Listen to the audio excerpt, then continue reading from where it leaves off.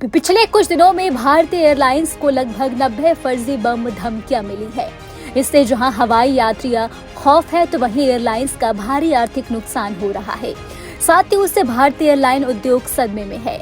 बम धमकियों के कारण दर्जनों विमानों को अपना मार्ग बदलना पड़ा या जमीन पर उतरना पड़ा। साथ ही फ्लाइट्स और देर से चल रही हैं या फिर उसे कैंसिल भी करना पड़ रहा है।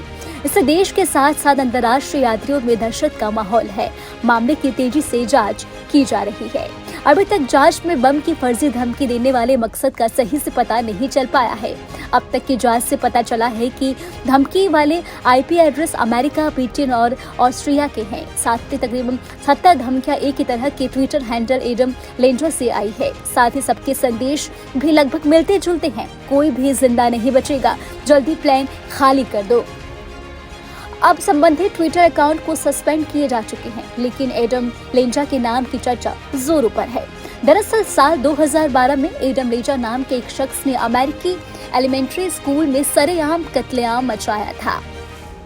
साल 2012 के दिसंबर महीने में 20 साल के एडम लेंजा नाम के एक युवक ने अमेरिका के कनेक्टिकट में सैंडी हुक एलिमेंट्री स्कूल में घुसकर अचानक अंधाधुंध फायरिंग शुरू कर दी थी। उस हमले में 6 से 8 साल के 20 बच्चे समेत 26 लोगों की जानें चली गई थी। इस घटना को अंजाम देने के बाद उसे मौके पर ही खुद भी गोली मारकर खुद खुशी कर ली थी। इस अमेरिका के इतिहास में स्कूलों में अब तक की सबसे भयानक खौफनाक घटनाओं में से एक माना जाता है। बताया जाता है कि सुबह सुबह एडम ने सबसे पहले अपनी मां नैन्सी लेंजा को गोली मारकर हत्या कर दी।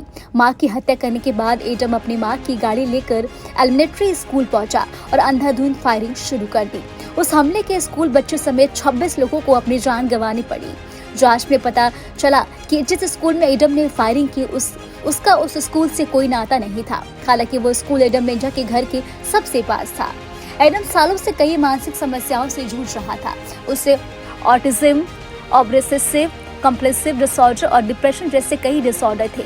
बाद में जांच एजेंसियों ने यह भी माना कि उसकी मां उसे लेकर इतनी प्रोटेक्टिव थी कि स्कूल भी छुड़वा दिया था। सालों से वो घर में ही रहता था। इस घटना के बाद अमेरिका में गन कंट्रोल और मेंटल हेल्थ जैसे मुद्दे पर बड़ी बहस शुरू हो गई थी। साथ ही इस पर भी बात होने लगी कि सेहत खराब होने की पहचान और इलाज कितना जरूरी है। मानसिक रूप से परेशान एडम लेंजा को हथियार कहां से मिले और उसने अपनी मां समेत स्कूल को क्यों टारगेट किया, इसका अब तक खुलासा भी नहीं हो पाया है और अभी ये रहस्यमय केस बनकर रह गया है। फिलहाल भारत में त्योहारी सीजन चल रहा है। इसके कारण फ्लाइट्स में यात्रियों की भीड़ देखी जा रही है। ऐसे में इन धमकियों भरे फोन कॉल या संदेश को हल्के में नहीं लिया जा सकता। लिहाजा भारतीय खुफिया एजेंसियां मामले की जांच कर रही है ताकि लोग बेखौफ होकर हवाई सफर कर सके। ऐसे तो एविएशन इंडस्ट्री में धमकी भरे कॉल्स का आना कोई आम बात नहीं है। इससे पहले भी जून में भी एक दिन भीतर लगभग 40 एयरपोर्ट्स को हॉक्स बम थ्रेट मिला था। एक रिपोर्ट के मुताबिक 2014 से 2017 के बीच इस तरह की 120 धमकियां मिली हैं, जिनमें से आधी धमकियां दिल्ली और मुंबई जैसे समस्त एयरपोर्ट्स भी शामिल थे। फिलहाल इस खबर में अभी के लिए इतना ही। आपको हमारा वीडियो कैसा लगा हमें कमेंट करके आप जरूर बताएं और हमारे चैनल को सब्सक्राइब करना ना भूलें।